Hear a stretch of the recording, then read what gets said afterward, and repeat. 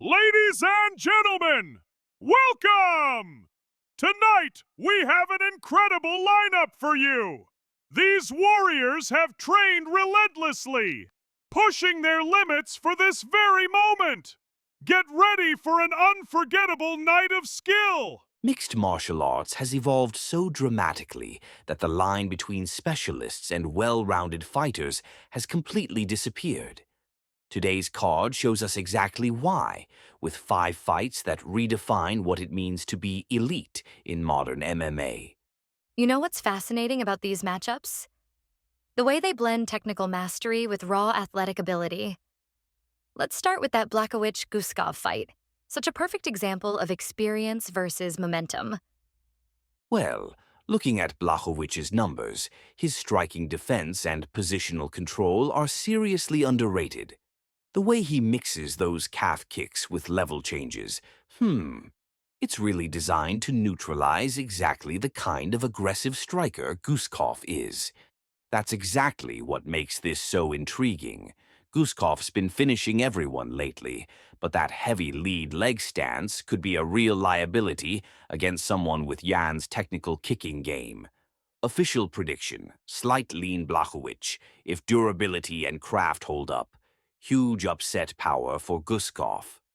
Official prediction, Yan Blachowicz by TKO. Speaking of technical brilliance, let's look at these Cejudo Olympic champion, double champion, the last ride versus Talbot. I mean, Cejudo's maintaining a 60% striking defense, while Talbot's throwing over 6 significant strikes per minute. Something's gotta give. The physical dynamics there are just wild. You've got Talbot with this massive reach advantage against an Olympic wrestler who's basically mastered distance management in MMA. You know what's really interesting about Cejudo's approach? His ability to turn wrestling threats into striking opportunities. The way he feints level changes to open up striking angles? That's next-level stuff. Grappling-wise, Cejudo still has a big edge in credentials and structure. His entries, chain wrestling, and ability to ride from top are far beyond anything Talbot has seen, and the numbers suggest Cejudo's defensive discipline is significantly better than Talbot's. The question at this stage of his career is gas tank and consistency. Can he shoot, finish, and mat return enough over 3 rounds, especially against a younger athlete who will force him to work hard just to get in? Official prediction, Henry Cejudo, by decision. Next, Brandon Moreno versus Tatsuro Taira. This is a beautiful styles clash. Brandon Moreno is the veteran all-rounder, solid volume striking, good scrambling, and enough wrestling to mix things up without being a pure specialist. His stats reflect that. Nearly 4 significant strikes landed per minute with a balanced striking differential, plus steady but not dominant takedown numbers, and decent defensive wrestling in the mid-60s. He thrives in chaotic scrambles and long grinding fights. Across from him, Tatsuro Taira is the young technician whose game leans far more into grappling offense. He attempts more takedowns per 15 minutes than Moreno and chases submissions at a much higher rate, while his average fight time is significantly shorter, suggesting he's finishing more often than going to decisions. His striking is surprisingly sharp too. Very high accuracy and efficient use of his shots rather than sheer volume. Official decision Brandon Moreno by split decision. Moving to our first title fight, that is flyweight title fight, Pantoja's control time statistics are just mind-blowing.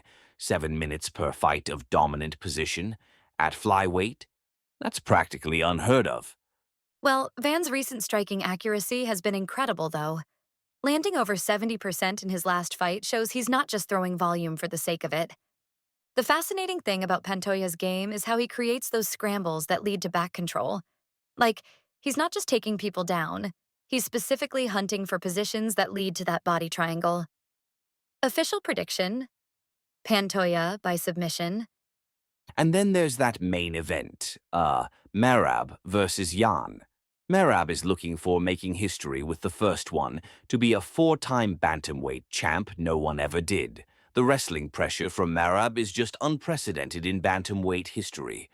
We're talking about someone who can maintain that same explosive shot in round 5 that he had in round 1.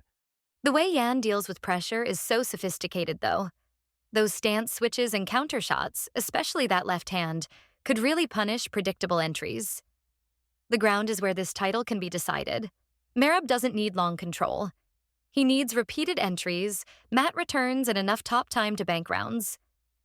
His cardio lets him shoot late in rounds 3, 4, and 5 with almost the same intensity as in round 1, and that's where Yan historically has had to solve pressure wrestlers the hard way. If Yan concedes his back to stand or spends a full round hand fighting and defending, the judges might lean to the man who is forcing all the grappling. Official prediction: Merab by submission decision. You know what really stands out about all these matchups? The way they represent the evolution of MMA. Like 10 years ago, you could be a specialist and compete at the highest level. Now, you've got to be able to threaten everywhere. For now, goodbye, and we will come back after UFC 323 concludes to give our reactions.